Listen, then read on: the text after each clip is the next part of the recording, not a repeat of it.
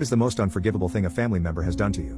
My sister has only had one person to rely on from a young age, and that person was me. We come from a broken family with one parent who was around only until I was 5 and the other who was stuck in a cycle of addiction. Due to our situation, I had to grow up quickly and shielded her from as much as I could. She was obviously aware of what was going on, but I tried to keep her out of harm's way. I began by stealing from our mother to ensure we had food and that the bills were paid. I got a part-time job at 13 because we couldn't rely on our mother, and when I graduated, I immediately got 2 jobs, and we moved out. I had to support my sister through high school, which wasn't easy due to obvious reasons. At the same time, I was struggling to make ends meet month by month to cover our bills. At 19, she finally graduated after being held back a year. She changed her attitude a lot, started working, and had her own place by the time she was 21. Finally, I had a chance to do something for myself and pursue a degree.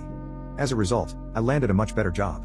Unfortunately, this happened just before the pandemic hit, and I went from being hired to being fired because I was a new hire. Now, the reason I'm sharing all of this is not to pat myself on the back but to explain why my reaction is the way it is. I found myself out of work, on the verge of losing my apartment, and with only one person I expected to be able to turn to, my sister. At this point, she was recently married and lived, still lives, obviously, with her husband. So, I asked if I could stay with her for a few weeks, or at most a few months, until I found a new job. Her answer was a resounding no. I was taken aback, but it remained a no. A week or 2 later, I was kicked out of my apartment, and I asked again, receiving the same response. At this point, I was homeless.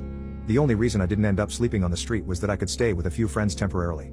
I rented a room with several roommates for a while, eventually got a job in my field again, and now I'm doing fine. However, I have not spoken to my sister since. She has called, messaged, banged on my door, sent crying voice messages, apologized dozens of times, tried to explain herself, attempted to meet me at my job, sought out my friends. She did everything to reach out.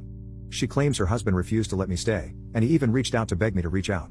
But for me, the one time I needed her, she essentially told me to fend for myself. I feel like it was the final push I needed to close that chapter of my life. I feel bad, but just not bad enough, I guess? Even my friends and my girlfriend are on my case, urging me to forgive her. Initially, they understood, but now they think I'm being an asshole. What would you guys do?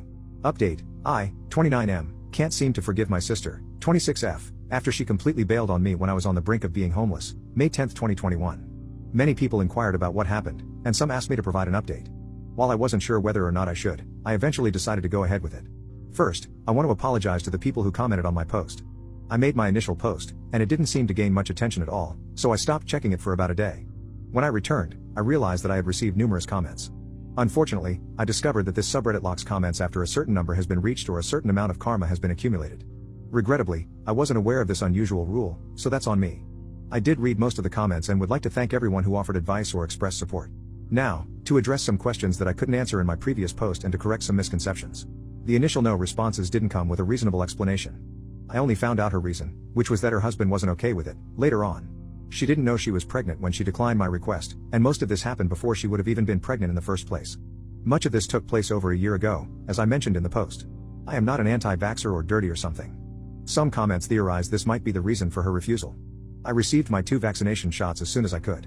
While my personal hygiene isn't exactly anyone's business, I shower once a day, and my apartment is spotless. Many pieces of advice and comments seem to come from the perspective of functional families with a functional family structure. That is not the case here. The primary reason I am so devastated about this situation is that it isn't a case of I don't want my cousin to stay in my house, he can stay somewhere else. This is a case of me sacrificing my entire youth and a significant portion of my early adult life for someone I had no part in creating and no parental responsibility for. The first and only time I asked her to do something for me, as the only person I could reasonably fall back on, she refused. That's more than a familial dispute, it's a straight-up betrayal. This is also a response to those who argue that she owes me nothing because I chose to be a parent. With that said, here's what I decided to do.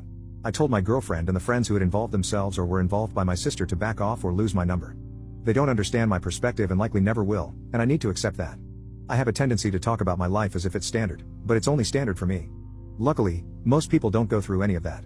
I had longer face-to-face conversations with my girlfriend and individual close friends, but it essentially boils down to that. One friend who kept pestering me was dropped as a friend. My girlfriend was apologetic, and most friends either apologized or said they dropped the subject.